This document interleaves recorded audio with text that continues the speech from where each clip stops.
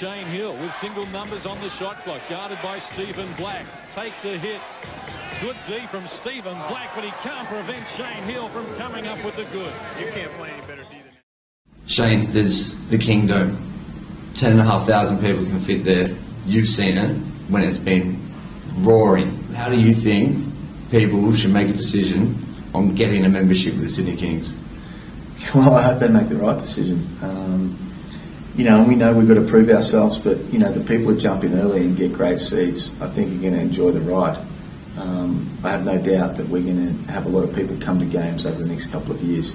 And it's always fun when you jump on early because you see a team evolve and you can ride those ups and downs with the team. And, there's a lot of old faces that have been there for as long as what I have and before me. We want those people and we embrace those people. We also want them to bring friends and new people to be able to come and get that atmosphere back when there is 10,000 people at the Kingdom. It's just the best feeling, of all time. And we want to make the home court advantage something like what Perth do, their home court advantage. We need that. We need to win every home game and need to send our fans home happy after they've seen the Kings win. So you've had 4 cracks at the Sydney Kings. 2 as a player, now 2 as a coach. There's a lot of people that have seen the ups and downs, maybe lost confidence along the way. They went around for 2 years. When they came back, there's the start of a new organisation again. How do they get confidence?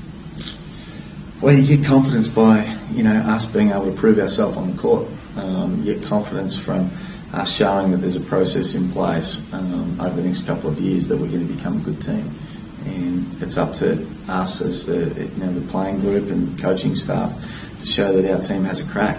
And it doesn't matter what sport that I follow, you always want to follow a team that has a go. And our guys will wear their heart in their sleeve and have a go, and I'm sure that's going to equate to some wins. But we know there's going to be some ups and downs.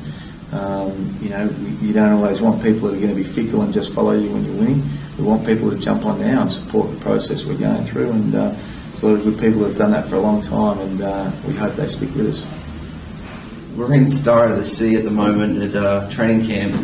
This is a beautiful place. Yeah, it's an amazing resort. We've been coming here a long time, not only just with the Kings but also with the Boomers. So to come back to Terrigal is great. Great atmosphere. Looking forward to the game tonight. Everyone's really supported us. What's your expectations over this period of time, especially this season? Yeah, I'm extremely excited. I was excited about being able to choose a team. We had a few disappointments, losing Julian Kazoo and also Anatoly Bose. But we've been able to get some really good people to the program. It's about teaching a philosophy now. So the expectations are we're like every other team in the league. We want to win a championship. Obviously, a lot of other people are probably going to think that that's not going to be able to happen for us. So we've got to prove a lot of people wrong, and we've got to continue to build on what the team's done the last couple of years. But this is the first year of a 2-year program, and I'm sure we're going to be very competitive. You got teams like New Zealand and Perth, which have gone the distance in terms of playoffs, and they've got some stability with the team there. What's the difference that you're going to find with a team that's coming together? Will be able to compete against teams like that? Yeah, well, they're 2 very good clubs and 2 good coaches, and Andre Lamanis has been there 6 years, and this is the 4th year for Rob Beveridge. So they've got a lot of stability. They've been able to build year after year and have some success from it. So they're the yardstick of the competition. Obviously, we want what they've got, and we'll be going after it. So there's a lot of teaching and a lot of change of philosophy, and bring the right people in. We've got good leadership this year. This team will have a crack. I'll back that fact, and we look forward to that challenge. The start of the season really starts now for you and the assistant coaches. What have you felt about the training camp this week? Well, training camp's been good, but training for us started 10 weeks ago. So we had a really good 10-week block with our strength and conditioning. Our guys were doing 8 sessions a week for 10 weeks. So now training camp starts, our guys are in physical condition to be able to do the workload that we wanted them to be able to do. So being able to go 2-a-days this week has been physically and mentally demanding for them, but that's the challenge that you go through in the pre-season.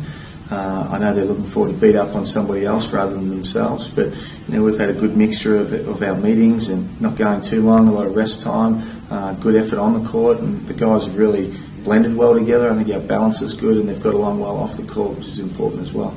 What would a typical day in a training camp consist of? Well, the first couple of days we went twice a day, 2 hours in the morning, 2 hours in the afternoon, and then meetings at night, setting out culture and goals and roles and everything else to be able to start the season. So it's been pretty intense, and then obviously culminating with a game against the Wollongong Hawks at the end of the week. So, and then the weekend off, and then we get into it again next week. So we've got 6 weeks pre-season, good amount of time to be able to play 8 pre-season games, and it's been an exciting week.